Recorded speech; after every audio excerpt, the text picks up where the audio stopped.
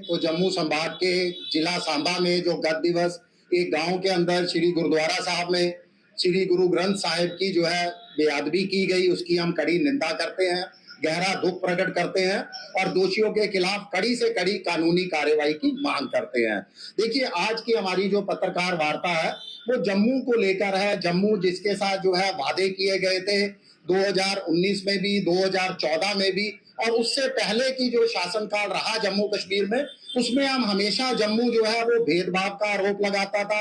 अब हमारा आरोप है कि भेदभाव और विश्वासघात का दौर जो है वो लगातार जारी है 2014 से भी। देखिए, जम्मू के साथ तो वादा किया गया था विकास का, रोजगार का, यहाँ बड़े बड़े निवेश का, यहाँ पर जो है स्वास्थ्य और शिक्षा सुविधाओं को बेहतर बनाने का, बेरोजगारों के लिए रोजगार की बौछार करने का। मगर लगातार जो है ये तमाम दावे जो है इतने वर्षा बीतने के बावजूद भी पूरी तरह से जो है खोखले साबित हुए हैं। जम्मू के तथाकथित जो हितैषी थे, जो गुनाहगार है जिनको मैं कहता हूं जम्मू के, जिन्होंने जम्मू के साथ विश्वासघात किया है, वो कहीं ना कहीं अंधभक्ति की अफीम चाटकर पूरी तरह से धुत बैठे हुए हैं, मौन बैठे हुए हैं। उनके मुंह में जो है वो दही जम चुका है।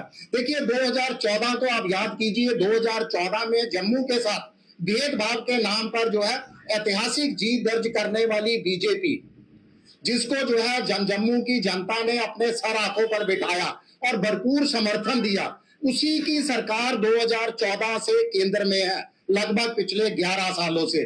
और पिछले 6 सालों से जम्मू कश्मीर केंद्र शासित प्रदेश है, यानी हम सीधा केंद्र के अधीन है।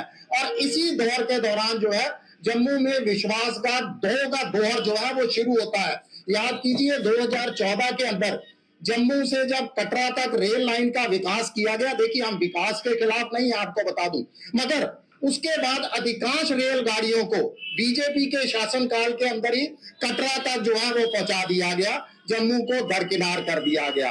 उसके बाद 2021 में जम्मू कश्मीर के माननीय उपराज्यपाल जी ने क्या किया, दरबार मुंह प्रथा को जो है वो बंद कर दिया, उस पर रोक लगा दी, जिससे जम्मू का व्यापार पूरी तरह से उसकी जो है रीढ़ की हड्डी, उसकी कमर जो है वो तोड़ कर रख दी। जम्मू के साथ वादे किए गए थे बेहतर स्वास्थ्य सुविधाओं को लेकर, मगर बेहतर स्वास्थ्य सुविधाओं में निजी क्षेत्र के अंदर बेहतर सुविधाएं देने को लेकर जो अपोलो हॉस्पिटल 2021 में जम्मू में लाने का वादा किया गया था, उसको जमीन तक जो है वो अलॉट कर दी गई थी, मगर वो भी प्रशासनिक उदासीनता का और बीजेपी नेताओं का आपसी खींचातानी का शिकार हो गया। आज अपोलो यहां आने से पूरी तरह से मना कर चुका है। क्यों? क्योंकि उसको जो जमीन आवंटित की गई थी, ऐसी जानकारी है वो जमीन पहले से ही उस पर जो है मालिकाना हक है किसी का, और 2019 के अंदर वो जो है माननीय न्यायालय में उस जमीन को लेकर जो है मामला कोर्ट में विचाराधीन है।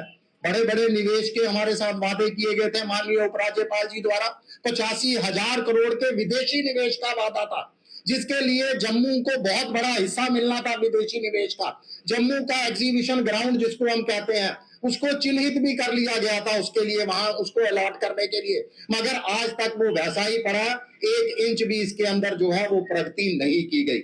आज जम्मू का व्यापारी परेशान है, जम्मू की आम जनता परेशान है, हमारी संस्कृति पहचान को मिटाने की जो है वो साजिशें खेली जा रही हैं।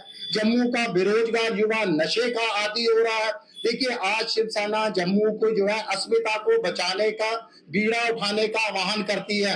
हम जनता से आह्वान करते हैं कि शिवसेना को सहयोग करें, हमारा समर्थन करें, ताकि जम्मू की अस्मिता को, जम्मू की पहचान को, संस्कृति को बचाया जा सके। और जो जम्मू के गुनाहगार हैं, जो विश्वासघाती हैं, जो तथाकथित हितैषी बनते हैं, उनसे भी मेरी जो है वो चेतावनी है कि वह होश में आए, नहीं और चापलूसी की जो है वो भाषा छोड़े, जम्मू के लिए एकजुटता के साथ मिलकर जो है आवाज बुलंद करें, ताकि जम्मू की अस्मिता को बचाया जा सके।